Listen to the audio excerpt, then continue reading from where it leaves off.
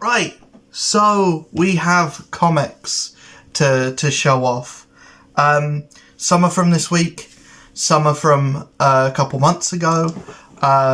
Just gonna go through them and talk about whether I'm excited or not. And I'm excited to read any comic book, let's be honest. I'm at that point in my comic book collecting journey, as it were, where I don't really pick up books that I don't want to read. So if I want to read it, then it goes in my pull list. Some of, like I said, some of these are from a couple months ago. Some of these are from this week, and quite a lot of these I got caught up with Guardians. So I guess I'll start with that. I got fully caught up with Guardians. So we have number 3, Guardians number 3, Guardians number 4, Guardians number 5, Guardians number 6, and Guardians number 7. A lot of Guardians stuff, I know. I was just very behind with it. Just very behind with it. The next two, I need to get caught up with Doctor Strange, Moon Knight, Venom, Superman, and Avengers, and then I'm pretty much gonna be getting just week to week after that. But Moon Knight especially is going to be very expensive, and I think I might just wait until I've got up to issue 30 in my pull list, and then just get all of them at that, and then I've got it finished. I picked up Punisher number 12. This is from months ago. This is from a while ago. How long ago did this come out? Punisher number 1 of the new run comes out tomorrow. So yeah, I'm excited to read this. I want to see how it ends. I'm very interested to see where this goes, where it takes Frank, and why Frank is not the Punisher that we're getting in the next run. And I have a feeling I already know how the next Punisher run's going to end. It's probably going to be, they're probably going to come face to face, and Frank's going to put a bullet in this new guy, because of course he will. I picked up The Flash number 2. The Flash number 1, I said was the best comic that I'd read all year. Do I think this is going to be as good? I don't know.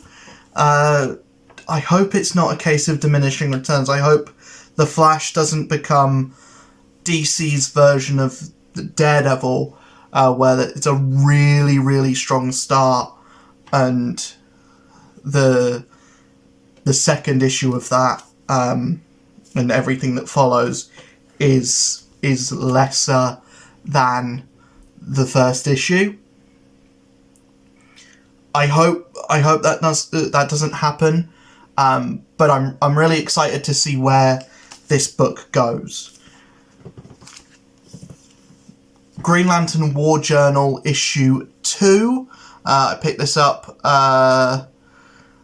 mainly just because I like Jon Stewart. I've been rewatching Justice League the Animated Series on Netflix, because it's just come back on Netflix, or it's just come on Netflix. I hope Justice League Unlimited gets put on there as well. That show's so good, man. That show is so good. Do I think it aged the best?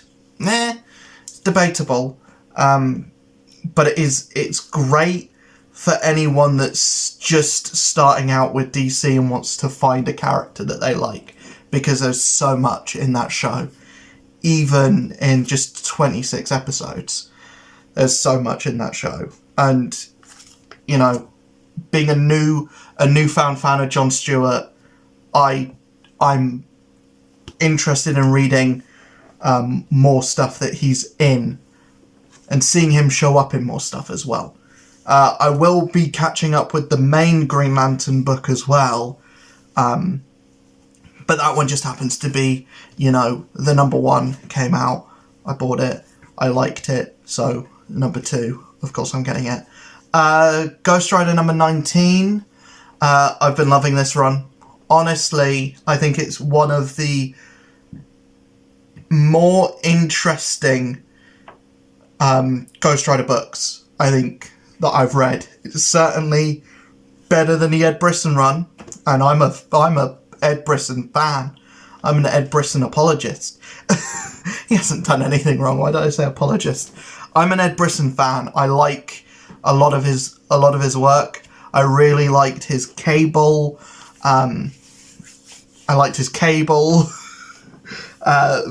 But yeah, I don't have that much. I liked his Iron Fist as well. His Iron Fist was really good. But yeah, him on Ghost Rider wasn't a good fit, I don't think. Because they did weird things with Danny Ketch, and this book is doing weird things with Danny Ketch as well. But I'm here for this. I'm here for the stuff with Talia. I'm here for Johnny Blaze being a backup character in his own book. Immortal Thor #3. I don't know if I like this book, and I think I might drop it. I'll see how it is at the end of this arc, and I'll see if it continues with this like very Shakespearean kind of language and whatever. But I can't say I'm into this. I'm definitely not into it as much as the Donny Cates stuff, and I'm certainly not into it as much as the Jason Aaron run. Am I enjoying it? Sure. But am I enjoying it enough to be paying £5 an issue? Especially now that we're getting into, coming up to issue 4, issue 5. Is the price going to go down anytime soon? I don't know. The books are... Thor never feels thin. Doesn't matter who's writing it, Thor never feels thin.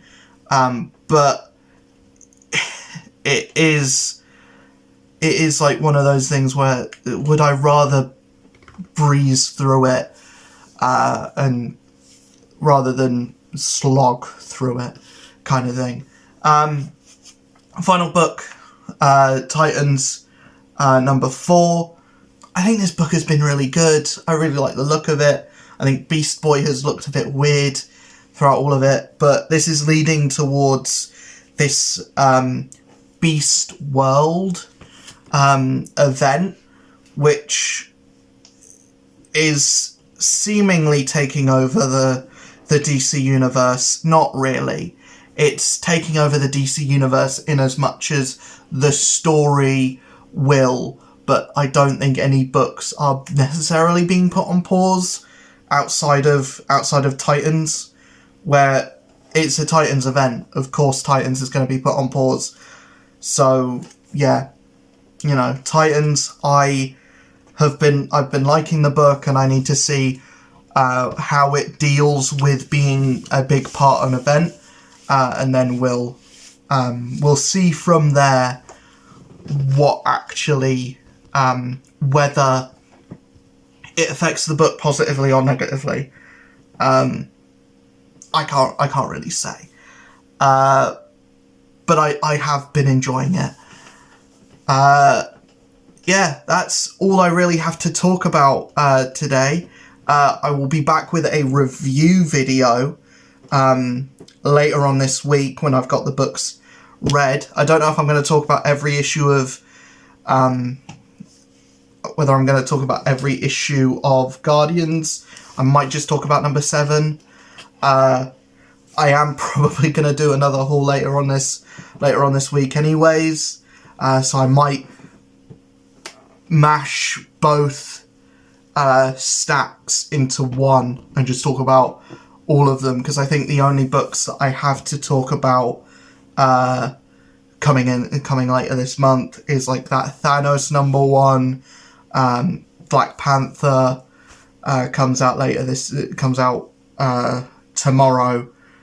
Punisher #1 comes out tomorrow. So I think those are the only ones that I've actually got to pick up tomorrow, and then I might catch up with like Superman or something,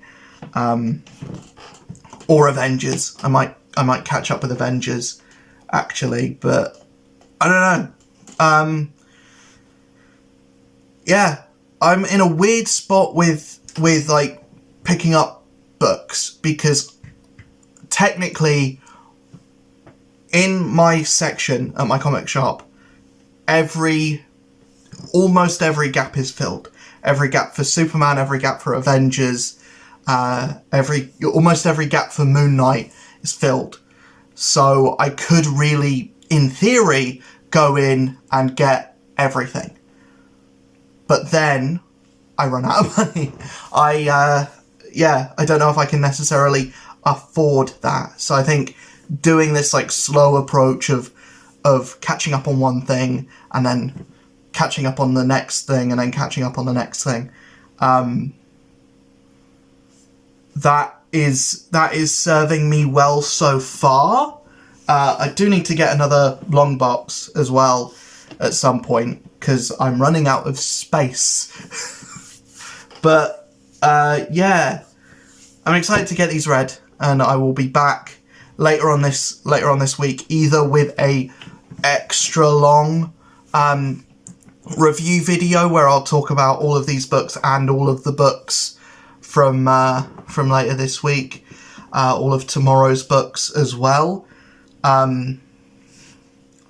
or I'll do a review video for this and a review video for tomorrow's books as well, because there might be some DC stuff there that I'll pick up as well. Cyborg, I know that's on like its 4th issue, but I haven't been able to track down anything past issue 1. But yeah, I will see you guys in the next video. Hopefully you guys enjoyed. Oh yeah, also Echo has a trailer that came out, and it looks good. It looks like it might be the best one of these shows that they've put out. My personal opinion is stop with the shows, or don't necessarily stop with the shows, but make more shows like WandaVision, make more shows like She-Hulk, because as much as, say what you will about the actual content of She-Hulk, whether you enjoyed it or not, I think it's the most successful in terms of being a show, in terms of like an episodic format, you know, not just feeling like an extended movie that has a lot of slow parts because it needs to fill 6 hours. It was one of the only ones like that. What If, but What If is a completely different beast. And WandaVision, I think those were the only ones that actually fulfilled being a TV series. And my thing with that, and what I think is the reason for that, is because every Disney Plus show has to have like 6 episodes. Why that is, I don't know, and why I think that needs to stop. I think either elongate it to 8 episodes or 10 episodes. 10 episodes is a sweet spot. Iron Fist Season 2 showed you that 10 episodes is a sweet spot. Outside of that, I don't know. Make them more episodic. Make it feel like a show. And choose characters that lend themselves towards a TV show format. But yeah, and also get your bloody rockets up your asses about this Blade movie.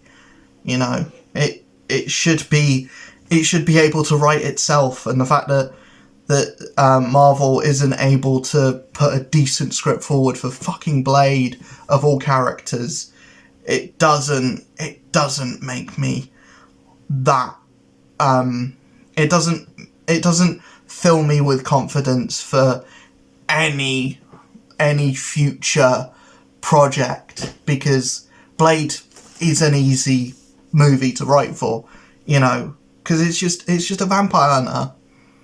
You know, it should be easy. Anyways, I will see you guys in the next video. Hopefully you guys enjoyed. Peace.